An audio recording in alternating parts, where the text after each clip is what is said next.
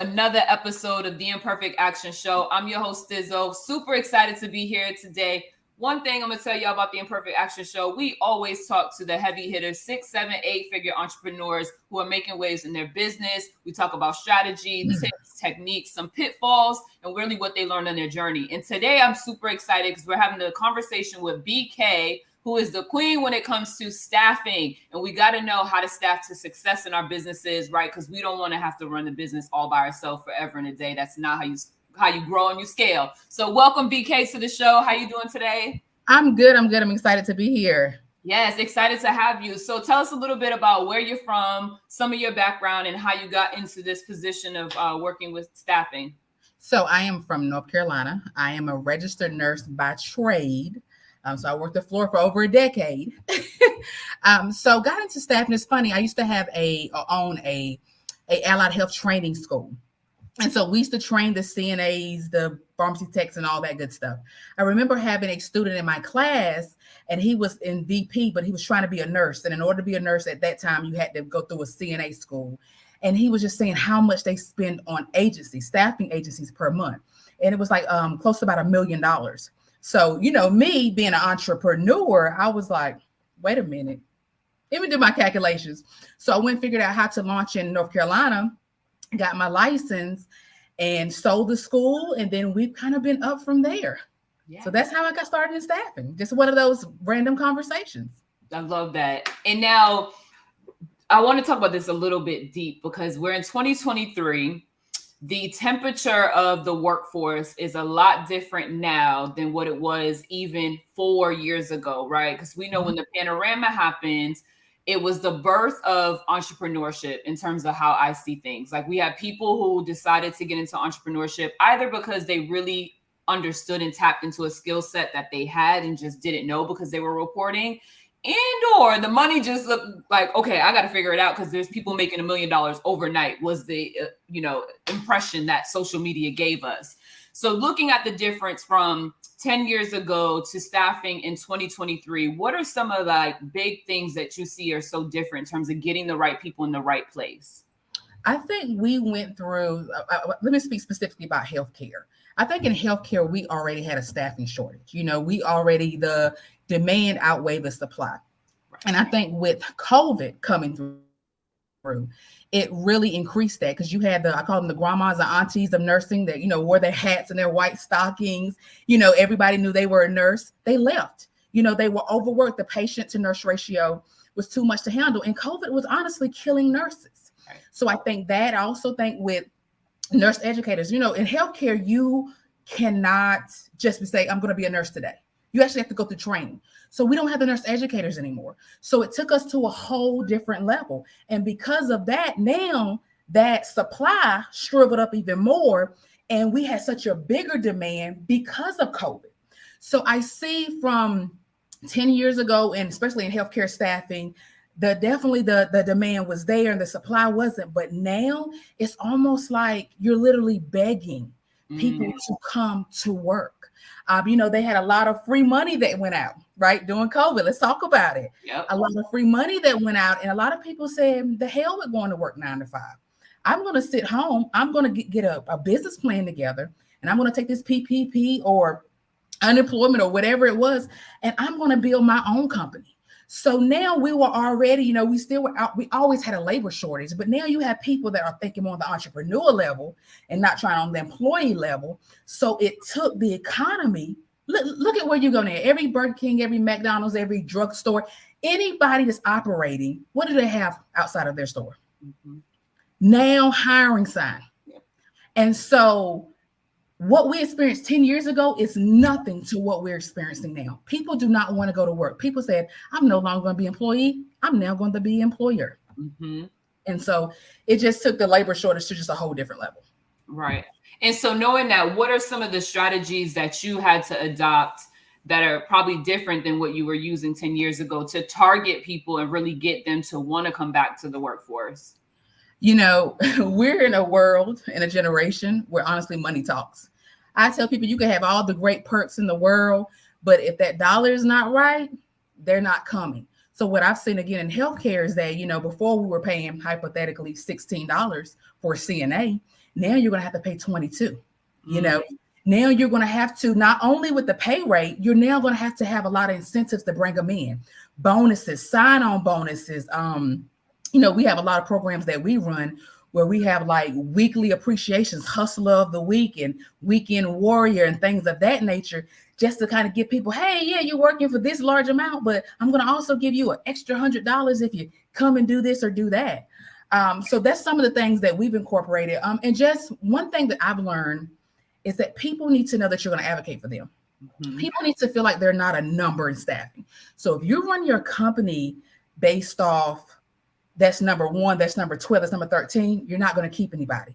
They want to feel appreciated. They want to have what's the word I always use? It's a word I can't think of right now, but they want to feel like you understand them. Right. And so if you incorporate pay, right? Go ahead and do your research. Don't just be throwing out numbers. Good pay, incentives, and that employee appreciation. If that's your climate, that's your environment, that is the only way you're going to keep talent. If not, you're going to lose them for 50 cents more. Right. Absolutely. That was the gem. If y'all didn't catch that after this episode's over, rewind and go back and catch that, because I think of it like Starbucks, for example. Starbucks has created a love mark so strong with their customers that it created loyalty, right? And it doesn't matter if you have 50 cents on your Starbucks card, you're going to reload to get your coffee, right? Because they make you feel like you matter. They know your name. They say your name out loud. You feel special. They customize your drink for you. They ask you, what you're in the mood for so they can recommend. And so to your point, it's almost like the companies have to create that love mark with their employees so that they are loyal to them versus being loyal to the business. Because, let's talk about this and give me your feedback and your thoughts on it.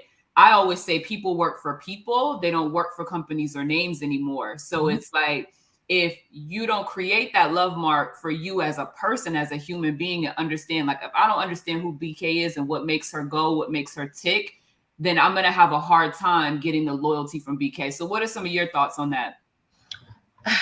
I think it really goes back to people's perception of you and your company. And what we're working hard at in my company is that not having the perception of she's the owner or she's the president or she's the CEO. I want them to feel like she's a nurse. She understands. She has what I call that relatability factor. So it's not me talking to someone way up in corporate that don't understand what happens on the floor. If I pick up the phone and really have a concern, the person on the other end, which is BK, she can actually have a conversation with me and she understands it. So what we're doing is we're literally changing the dynamic of our culture within our company to let people know it's not you calling in and just having a conversation with any old body. You actually have a conversation with people that understand the floor, that has that relatability, that understand what your needs are and what we can do to take you to the next level in whatever aspect that is. So that's what we're creating. That's like our first quarter focus, is because we understand you're not going to keep anybody if they don't feel, as you said, loved and appreciated. And once the big wigs start understanding that, maybe they'll pull some of those signs from off their windows and out front of their businesses. We always say client first, client first. I say this, I tell my staff, we're the Chick-fil-A of staffing, right? When a client deals with us, we go to Chick-fil-A. What do they say? It's a great day at Chick-fil-A. How may I help you? Right? You go to the other ones, they say, go ahead. You don't do go ahead.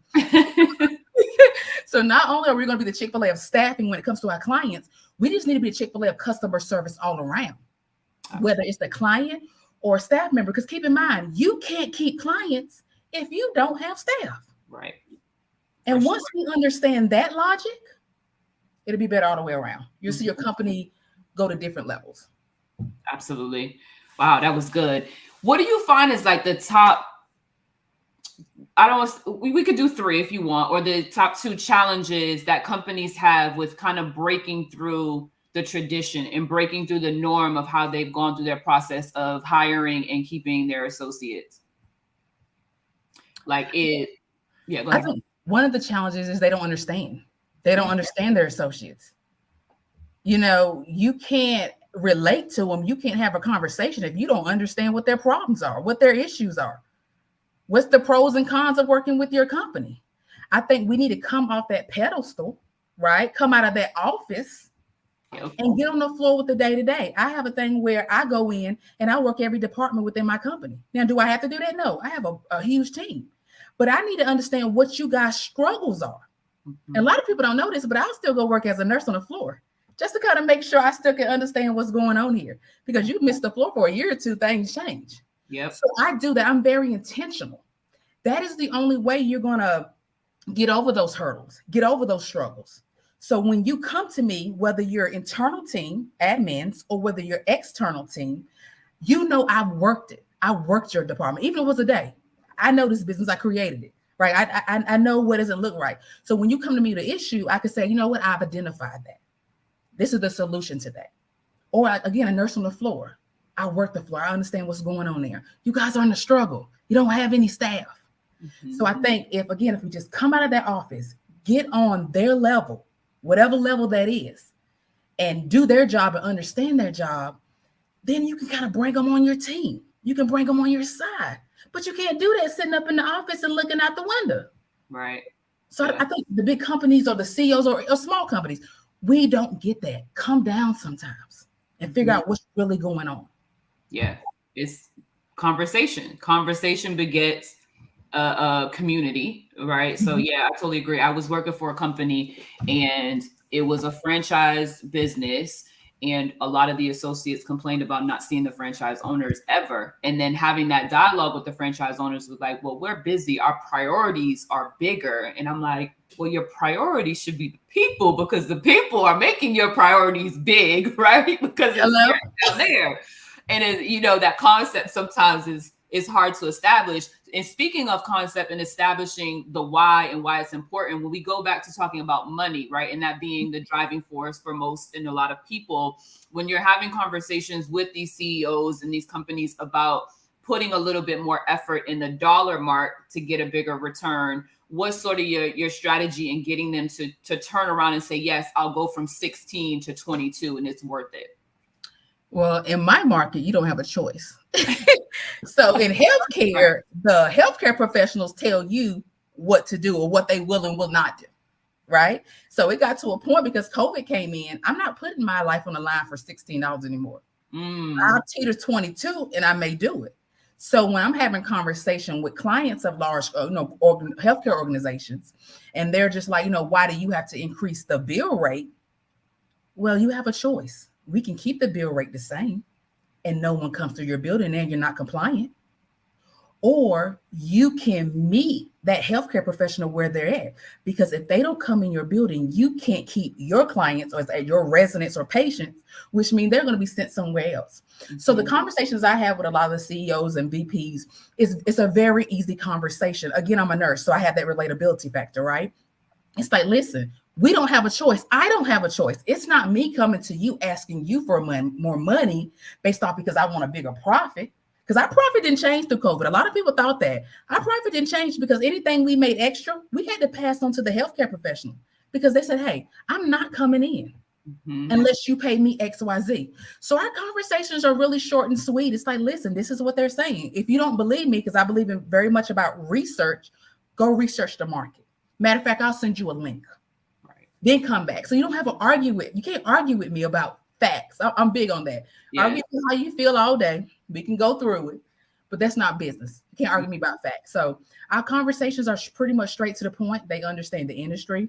I come in, I let them know what's going on, and we really don't have a lot of pushback. Nice. Hey, money talks, BS walks is what they say. I'm about to say it. Yeah, no, you can say it. But yeah, to that point, it's really a matter of sometimes you got to look at what's the loss if you don't do it, right? Mm-hmm. And something like healthcare, you have to be staffed, because if not, it's a domino effect, I would presume. And now you're not only affecting your associates that are on the front lines because now they're overworked and tired, that's affecting your patients because they're feeling that overworked and tired. And then it's a domino effect. And the state's going to come in and shut you down because you got to have a certain ratio. Okay. So make sure y'all get y'all ratios now. Don't sacrifice, because if you get shut down completely and you go black, then you don't have any business where it was like $5 or $10 that Exactly. would have saved you for sure. And how has travel nursing affected this overall business in terms of nurses and, you know, getting into a hospital versus, hey, I'm going to go and do my own thing and be a travel nurse and just be an entrepreneur? So with travel nurses did a hell of a job. Travel nurses, kudos. I didn't do the travel nurse thing. Travel nurses made some really good money. A lot of the money that from travel nurses came from FEMA, those FEMA contracts. Those FEMA contracts are government contracts. They came down. That's why those ladies and gentlemen were making $10,000 a week and this and that and the third. So a lot of travel nurses made bank. I actually went to a conference, so it was nothing but a room of nurses. And I'll say 90% of them in there did the travel. And they were just talking about how much money they made. I couldn't relate because I just was like, no, I was over here making my money on the entrepreneur side. I was putting y'all to work. Right. So yeah, so travel nurses, they made a lot of money. Travel nursing now has definitely changed. No one's giving out $10,000 contracts anymore. So I'm hoping and praying that those travel nurses have saved. And now they need to identify their market. They realize they're a commodity. I tell anybody why other industries have matured, healthcare staffing can't. Healthcare staffing has no ceiling, or healthcare in general has no ceiling. The sky is the limit. So there's so many different things you can do in healthcare. So I'm hoping they really took a bird's eye view and looked at everything and said, listen, I made all this money. What can I do with it on the entrepreneur side? Because I know I'm a commodity. You know, I have a course where we talk about, I teach other people how to do healthcare staffing. And in my course, I actually just finished one a couple of weeks ago. And I'll say out of the students in there, I would say maybe 10 of them were nurses. Mm-hmm. They saw the money and they said, let me get on the other side of it where, yeah, $10,000 is great. But on the other side of it, of staffing, that's a drop in the bucket. Right. So I'm excited that they're actually opening their mind now and say, okay, I know who I am. I know what I have to offer. I know what my expertise is and the knowledge that I've obtained. Then let me go get this back end money. Yes. I love that. Wow, that was good. That was good. I'm like, can I be a nurse? And this is the crazy thing. You don't have to be a nurse to start a healthcare staff agency. People think that. And you literally, so you must be in my mind transmitting my thoughts because I was literally about to lean into, now we got that part covered and how we're going to help everyone else. I wanted to talk about you and your journey and going into entrepreneurship and taking that imperfect action to say, okay, I know what the idea is. I want to create this thing. You know, how was it starting out? Like if anybody's watching this and they want to go and start their own staffing agency, what advice would you have for them starting out the gate? So I have three things. I tell anyone this. If you ever see me on a podcast, a panel, I have three things I go by. When you are starting in any industry, not just healthcare staffing, get you a mentor. People sleep on mentorship. Mentorship will get you around hurdles that would normally either stop you altogether or put a big pause on what you're trying to do. The wheel has already been created. Why are we trying to go out here and YouTube and Google and all this great stuff when someone's already created it? All you do is you take that wheel and you make it your own, right? So if you come to me and you say, hey, BK, I want you to mentor me. I've already created the wheel. I'm going to tell you what I did to get me to 8 figures easy. Right. Take it, and then you should be 9 or 10 because I've already went through the struggle for you. Next thing is consistency. People get into entrepreneurship and they want that overnight success. You know, I'm going to send out 10 emails and I should have clients. And if I don't, nobody wants to use me. That is not how entrepreneurship works, honey. Right. We are 24 hour. We do not shut down. We have to stay on the grind. So you have to be consistent in whatever industry that you're in and being persistent. That's another thing. We get so hung up on a no. I have a rule in my office. A no is a no for the time you gave it to me. If you gave me no at 7, it has nothing to do with 7:05, 8 o'clock, 9 o'clock, or the next day. We get so hung up on that one no, we can't see past it and we're stuck here. A no for me is not right now. That's all that means. Okay, thank you. Let me know when it's a great time. Let me move on to my next client. When you're dealing with entrepreneurship, if you have those three things, it's almost a fail-proof program. Somebody's going to help you along the way. They create the wheel. You're consistent with your goal and you're being persistent. You're not letting a no or somebody stop you. If you have those three things, you literally have, but people said the formula, You have the formula to success. So how I got into it is, again, I'm an entrepreneur by heart. I started out with the school. We jumped over into staffing. Now, was it easy? It really wasn't that easy. I'm from North Carolina. You know who in North Carolina. So I had to compete with the big dogs. I had to compete with the agencies that's been in business for 30 some years that were already locked into a lot of these facilities. So I had to sit back and say, what sets me apart? What can I do different? Because I can tell you, I have the best staff, and that's BS, because we all pulling from the same bucket. Right. But what can BK do different? What can she do different that you have to look at me, even if you don't want to look at me? One, I'm not an agency owner that sat in the office and never worked as a nurse. So I come and speak your language.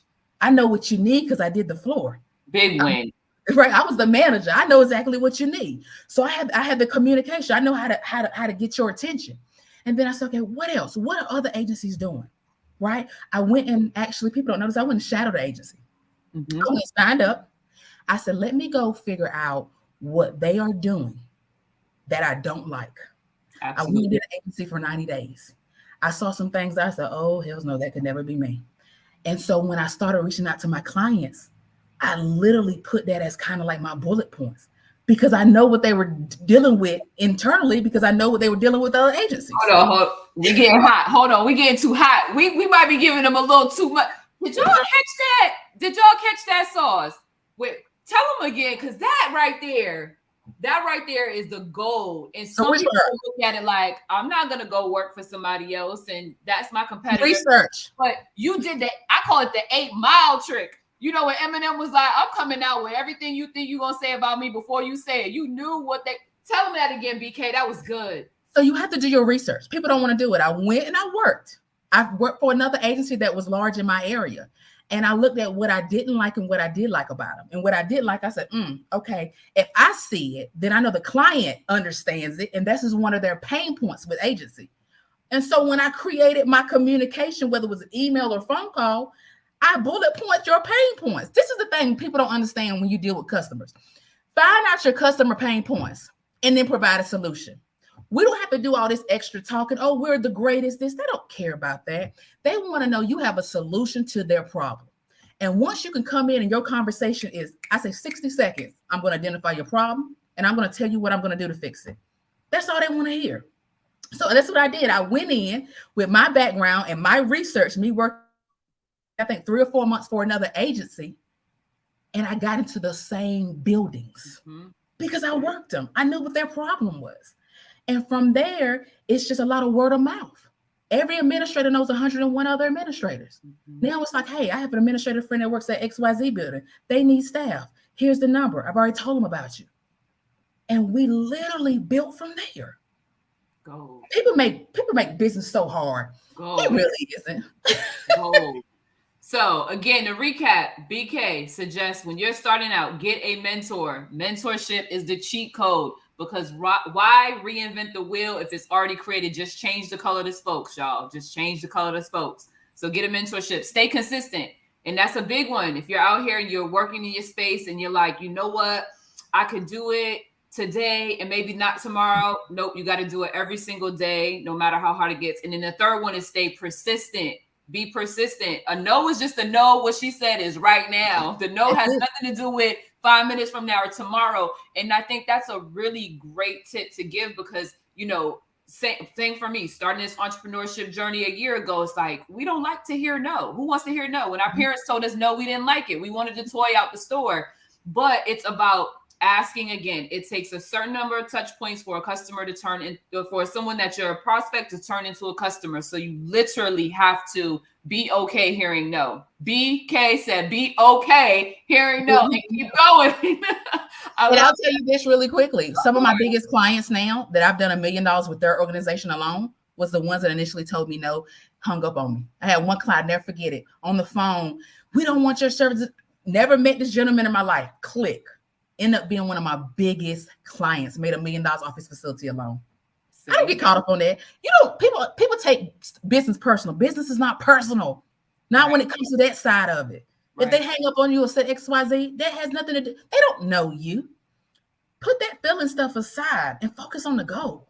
Yes. And speaking to that, because if you're watching right now, you probably feel the same way I do at my house. Like, I literally want to go work for BK, right? Because you can feel the energy. You can tell that she's passionate about it. So, being so passionate and really purpose driven, right, in your business, how did you, or did you have to, maybe it was always the business for you, but separate the two, like not to take it personally, just to run it as a business? Because for me, you were in a space of being a nurse, so you come from the ground, you come from the trenches, you know what it's like to be in that position. I could imagine it's easy to have like that hold from your heart space to say, I get it, I understand it, but how do you separate the two? So I'll tell you, when I first got into this business is what I call the Good Boys Club. All right, we'll say that. And a lot of people don't look like me. And my hang up was because people didn't look like me. Mm, And I remember having a conversation with myself, because I'll talk to myself in a minute. Because I look, I'm my biggest critic and my biggest supporter. So we had conversations with me. And I remember saying, I can't change it. No matter what I do, I can't change that I have melanin in my skin. mm-hmm. And once I put that in my head, I no longer let that be a roadblock for me. I can't change it. So why am I hung up on something I can't change? Right. I said, okay, you are who you are. So when you walk in a room, I want always all eyes on you. I go to several conferences. It's probably less than 1% African American in the room. And Wow. it was intimidating. It was intimidating at first. But then I had to realize I got the upper hand. So when I walk in the room, I'm going to get your attention anyway. So I'm going to put on what I call my go get it dress and my go get it heels, right? Everything professional. Mm-hmm. And I'm going to bring you to me. When you can't out talk me about staffing, right? You can't out talk me about my business. You may can give me suggestions, but you can't out talk me about my business. So I took what I considered my biggest insecurity Mm-hmm. and made it work for me. I love that. So feelings had to go. I don't do feelings in business because, as my daddy said, a soft heart is a broke man's pocket. That means you keep keeping your feelings, you're not gonna have any money. Soft heart is a broke man's Man's pocket. pocket. He taught me that at a very, very young age. You learn something new every day. A soft heart is a broke man's pocket. I love that. I love that. That That's was a true. great breakdown. We have actually a question. Okay. BK, where did you get your confidence in business? Where did your confidence in business come from? Well, my parents are entrepreneurs. A lot of people don't know that. Both my Mm, mother and father are entrepreneurs. And when I was younger, they try to instill everything in you, right? But you don't get it. You're a teenager. You're rebellious. You're like, I don't want to deal with that. Um, I think with them, just seeing how they operated and just me being confident in my knowledge base. Once I know something, it's game over. I told my friend, I said, if you ever teach me, I don't care what it is, you teach me how to cut grass. Once I learn it, it's over mhm. because I know who I am and I know how to take some information and it goes from here to here. So I think that's just an internal thing. Hell, I'm me. Okay, I love it. But a lot of successful people in business have to have that confidence behind what it is that they're doing because you're selling every day, you're selling yourself, you're selling your business, and you have to have a certain level of confidence in order to do that and not let the outside noise kind of take over who you are as a person because then you're going to just be on a whole different path. So I commend you for that. Like again, I see the fire, I see the energy. Anybody who's watching this episode is probably going to shift it off and run it back. And then when they watched it two more times over, gonna run out and go get their business started or feel like now there is hope, right? Because you really speak that in your message. So that was powerful. If anybody else has questions in the community, feel free to drop your questions. Let's talk to BK. So outside of that, what would you say in terms of looking at BK now in 2023 in your business? What would you say is the thing that you really want to do next and make it even more incredible where it is now? 9, 10, a million figures. Nationwide. We've done very, very well. We've done 8 figures just in the area that we've been in, but we definitely want to take it nationwide. I see some of my competitors because I'm part of the association, and I see what their profits are, their revenues are, and I'm never a jealous person, right? I've used all that for motivation because my motto is if they can do it, why can't I? They've been in the business for 30 years. I used to tell my mom, like, oh, they're making this money. She said, but they've been in the business for 30 years, baby. You haven't even been in business for 5 years and look at what you've done. Right. So, so it's no comparison. So we're definitely going to take this company nationwide. we're restructuring the business. One thing that you're going to learn once you start generating revenue is that you have to step back sometime and look at your business as a whole, right? If I made it here, what is it going to take me to get here? So that means you may have to let some people go. You may have to start adding in experience. I actually had a conversation with a colleague. I said, once you get to a certain profit margin or certain revenue number, you need to stop hiring people that you have to build. I call it the Build a Bear workshop. Yes. That means you're the only one that knows the most in your company. That means how are you going to go to the next level, or how's your company going to go to the next level without you? So what we're doing now is we're bringing in people that specialize in certain positions, because I've taken us where we can go. Right. And I know we can go to the 9-figure mark. I know we can be the $100 million company, because all I'm doing is duplicating what I've already done. Mm-hmm. I've already laid it out. But I need people that specialize in certain things to facilitate that growth. So that's the next thing for us. I've started consulting. That's doing exceptionally well. So I'm excited about that. I love educating and training people. Staffing is great, but I'm going to be honest with you. If people really know me, my high is when I teach you something and the light bulb goes off and you're like, I got it. That's my high. Love it. And you can definitely see that. So we got another question coming in as we round out, and it's from Dominique. She says, or he, I don't want to put out there, how can we get more of these golden nuggets from BK? So that's a great way to pull it all in. Let the people know how or what program you may have that they can work with you on, or how can they find you and get more information and tap into BK and all this amazingness that came out of this episode today. Oh, well, thank you. So Instagram, BK_the_CEO. You can learn a little bit more about me and kind of what I do. There is in my bio, there's a link. If you want to learn about healthcare staffing or staffing in general, this year is a $225 billion industry, 2023, which means agencies will be getting $225 billion. The question is, where do you fall, right? Staffing is a lean industry. You don't need a lot. People think you need all this overhead in this big office. I started out in my third bedroom, as I was telling her, with a computer, a phone, and a pen and paper, and I made $1 million from April to December, 1.2 to be exact. Like, you don't need a lot in staffing. Staffing is just one of those industries that I love because I don't have all this overhead. I don't have all this inventory. It's just me, my phone, and my computer. So go to BK_the_CEO, or you can go to my website. It's Chadas, CHADAS consulting.com. If you want to speak with me, consult with me, anything healthcare staffing related, entrepreneurship. One of my friends, anytime anybody has a business idea, he said, let me call BK, because I know BK going to take the idea. She's going to rip it up and say if it's good or not. I love that. I love that. Listen, woo, I don't know about y'all, but my cup is over running. It's runneth over, as they would say. That was a lot of information, BK. It was great information. It was very motivational and inspiring. Also gave us some gems on the healthcare industry and the staffing industry. So thank you for your time today on the Imperfect Action Show. For everybody watching, if you just tuned in or you got here late, go back, rewatch this episode, make sure you get all the information. And as you know, this is the Imperfect Action Show where we talk to 6, 7, 8-figure earners about their journey. So I appreciate you today. Y'all have an amazing weekend. We'll see y'all in the next episode. Thank you.